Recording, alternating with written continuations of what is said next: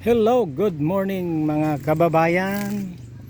Ito po ang tanim natin na kambindis. Kung saan ay itong saging nito ay nakaabot ng China, Hong Kong. Pero ibang klase ito, isang puno. Kambal. Kambal siya oh.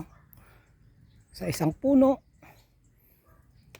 dalawa ang lumabas na puno. Itong isa. Itong pangalawa. Ngayon, ang bunga niya ay dalawa.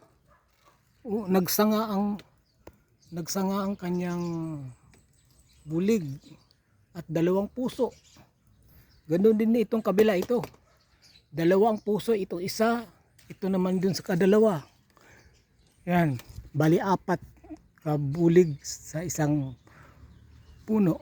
No, ito nga dalawa oh. Dalawang lumabas dito sa isang puno. Iba pa to. Ito isa lang, pero sa isang puno bali tatlo sa isang puno ang lumabas. Ibang klase to. Oh, pinagpalang saging. Yan, ito naman yung ating tanim na binangay or lakatan. Yan. Ang daming garden dito sa tapat, sa kabila, sa tabok, sa tawid. Yan. Yan ang saging na puti ay tawag na tundan na puti. At tundan na puti, ang tawag doon na